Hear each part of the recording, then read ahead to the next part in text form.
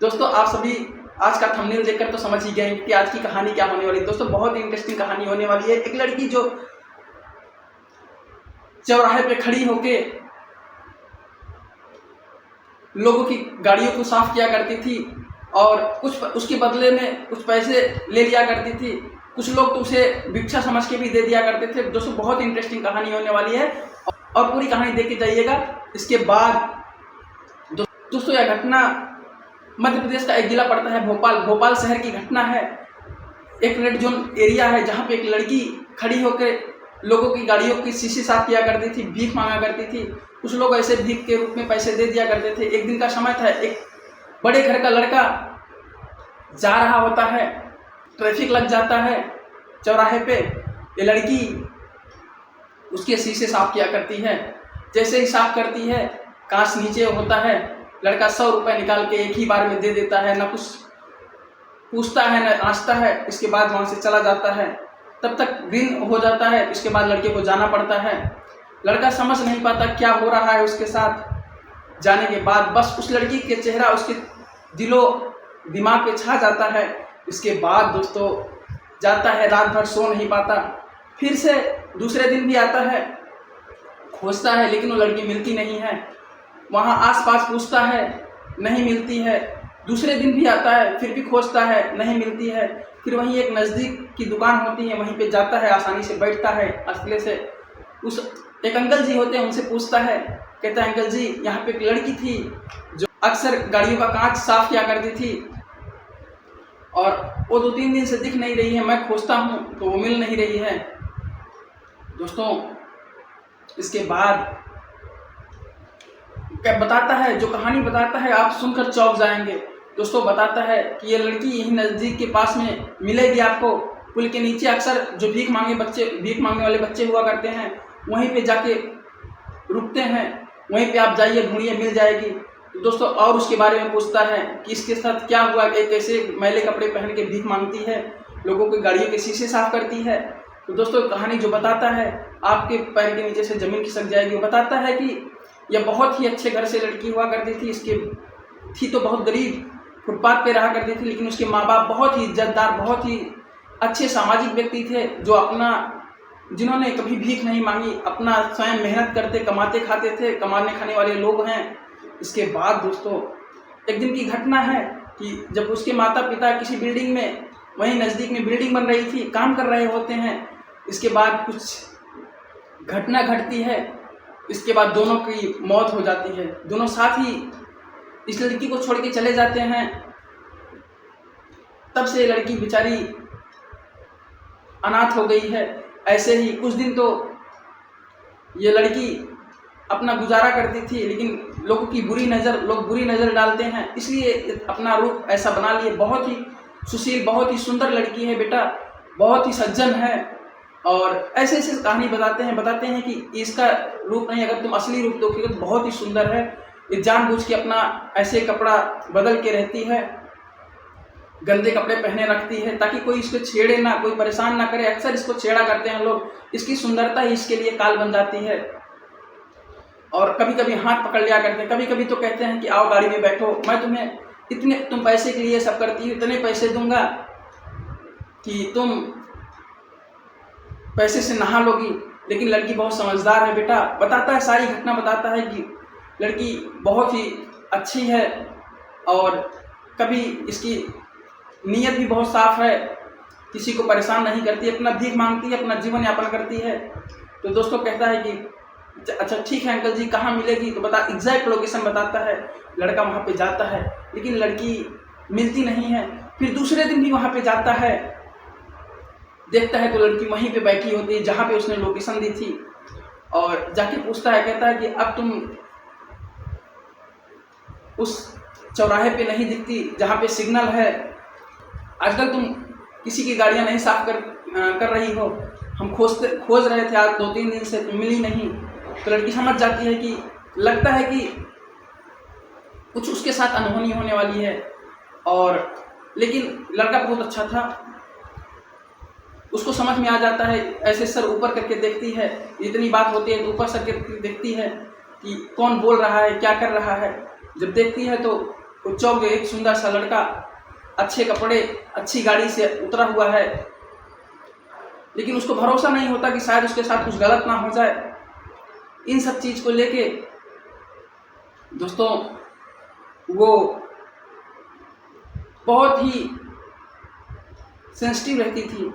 इसके बाद दोस्तों वो लड़की को समझ में आ जाता है सब चीज़ देखने के बाद कि लड़की की तबीयत खराब है, और बगैर सोचे बेचारे वो उसके माथे पे हाथ रखता है तो उसको बहुत तेज़ी से बुखार था। इसके बाद कहता है तुम मेरे साथ चलो, तुम्हारी तबीयत खराब है बहुत ज़्यादा, मैं तुमको हॉस्पिटल लेके चलता हूँ। लड़की मना कर देती है, कहती है तुम जैसे लोग आते हैं हमारा फ़ायदा उठाना चाहते हैं, मैं कहीं नहीं जाने वाली। कहता है ठीक है, तुम पे हमारे ऊपर विश्वास नहीं है, लेकिन एक काम कर सकती हो तुम, मैं एम्बुलेंस बुला रहा हूँ, एम्बुलेंस में तो जा सकती हो ना। तो उसको कुछ भरोसा होता है कि नहीं शायद ये लड़का ठीक ठाक फैमिली से हो, हमारे साथ बुरा ना करे। दोस्तों इसके बाद वो जाती है, एम्बुलेंस आती है, एम्बुलेंस में बैठ जाती है। इसके बाद जैसे ही एम्बुलेंस स्टार्ट होती है, इसके बाद हॉस्पिटल पहुंचती है। हॉस्पिटल में उसका ट्रीटमेंट शुरू होता है, उसके बाल काटे जाते हैं, उसके बिखरे हुए बाल होते थे, बड़े बड़े नाखून। वो ये सब चीज़ें जो करती थी अपनी सेफ्टी के लिए करती थी, ताकि उसको कोई अटैक करे तो अपने सुरक्षा में उस पर भी अटैक कर सके, अपनी सुरक्षा कर सके। बहुत ही अच्छी लड़की थी वो। इसके बाद उसके बाल काटे जाते हैं, हाथ पैर के नाखून काटे जाते हैं, उसको नहलाया धुलाया जाता है, फिर वो एक सुंदर रूप आता है निखर के उसका। इसके बाद उसका ट्रीटमेंट होता है। लगभग 12 से 13 दिन बीत जाते हैं। तो एक दिन डॉक्टर साहब की, ये लड़का तब तक उसकी देख रेख करता रहता था, सुबह शाम आता जाता, दिन भर वहीं पे बैठा रहता, शाम को चला जाता। शाम के टाइम में डॉक्टर देख रेख करते थे उसकी। वो अच्छे प्राइवेट हॉस्पिटल में दिखा रहा था, तो उसको पूरा सारी चीज़ें अच्छे से मिल रही थी, ट्रीटमेंट। दोस्तों इसके बाद डॉक्टर साहब की एंट्री होती है। लगभग 12 से 13 दिन हो चुके हैं। इसके बाद डॉक्टर साहब आते हैं, कहते हैं उस लड़के के सामने, कहते हैं अब इनको आप ले जा सकते हो, अब ये पूरी तरह से ठीक हैं, अब सबको इनको कोई दिक्कत नहीं होने वाली है। वह लड़का कहता है साहब ठीक है डॉक्टर साहब, मैं इनको लेके जा रहा हूँ। लड़की पूछती है साहब अब क्या करना है, अब हमको कहाँ लेके चलोगे? लड़का कहता है मैडम आपको कहीं नहीं लेके जाएंगे, आपको एक नौकरी देंगे जिससे आप अपना जीवन यापन कर सकेंगी। लड़की की आंखों में आंसू आ जाते हैं, लेकिन लड़की को भरोसा नहीं था। लड़की की आंखों में आंसू आ जाते हैं, लेकिन दोस्तों लड़की को भरोसा नहीं था, शायद उसके साथ फिर से अनहोनी ना हो जाए, और डरती है, लेकिन हाँ कर देती है, बोलती ठीक है मैं आपकी कैसी नौकरी है मैं करने के लिए तैयार हूँ। वो भी सोचती है इतना दिन इसने टाइम स्पेंड किया है, शायद कुछ मेरे साथ बुरा ना हो। अच्छी फैमिली से लड़का दिखता है। लड़की काम पूछती है, लड़का काम बताता है, कहता है कि तुम्हें कुछ नहीं करना है, मेरी माँ बीमार है, बस उसको माँ कह के बुलाना है, उनसे बातें चीतें करनी है, 2 से 3 घंटे आपको लगातार बात करनी है, डेली आपको मेरे घर में रहना है उनकी बहू बन के। बस यही बताना है कि जो उनकी बहू एक्सपायर कर गई है, जो उनको छोड़ के चली गई है, वो एक्सपायर नहीं हुई है, वो जिंदा है। दोस्तों लगभग उस लड़की की शक्ल उसकी औरत से मिलती थी जो उसकी बीवी हुआ करती थी। उसकी बीवी एक्सपायर हो चुकी है, इसीलिए उसकी माँ सदमे में जा चुकी थी अपनी बहू के चक्कर में। तो एक्चुअली उसी के लिए वो लेके जाना चाहता था, लेके जाता है। दोस्तों लड़की तैयार हो जाती, बोलती ठीक है, लेकिन दोस्तों यहाँ पे एक घटना घटती है। लड़की उसके जैसे एक्टिंग तो कर लेती थी जो उसकी बीवी थी, लेकिन उसकी जैसे आवाज़ नहीं निकाल पाती थी, उसके जैसे व्यवहार नहीं कर पाती थी, थोड़ा सा व्यवहार में उसके चेंजिंग था। दोस्तों इसके बाद लड़का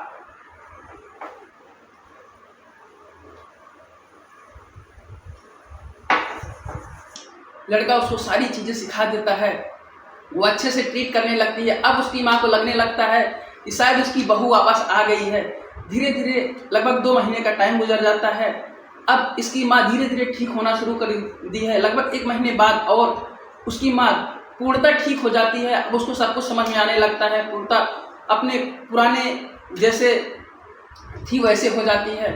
अब एक दिन लड़का कहता है ठीक है अब तो माँ ठीक हो गई है, अब तो सब कुछ ठीक है। तो लड़की कहती है नहीं ठीक है। लड़की का नाम कोमल हुआ करता था। दोस्तों लड़की कहती है ठीक है मैं अब अपने जाने की तैयारी कर लेती हूँ, मुझे जाना है अब, मुझे जाने दो।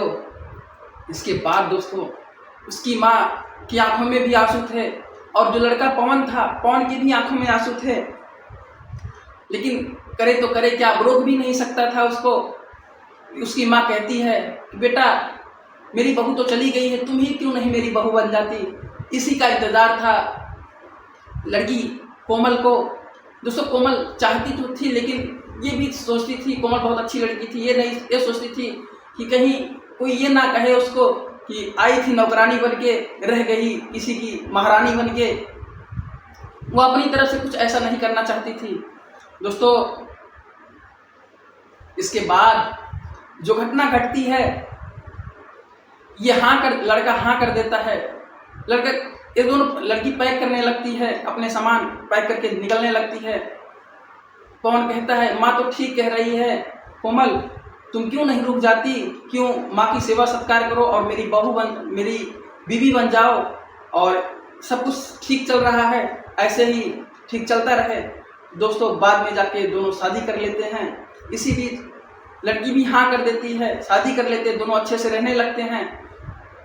दोस्तों अब दोनों साथ में रहा करते हैं। बहुत ही इंटरेस्टिंग कहानी थी। आप सभी को कैसी लगी? All the best. अगर आप सभी को अच्छी लगी हो तो शेयर करके चैनल को सब्सक्राइब कर दीजिएगा और बेल आइकन को ऑन कर लीजिएगा। अगर फेसबुक पेज पे देख रहे हो तो पेज को फॉलो कर लीजिए। All the best. जय हिंद, जय भारत।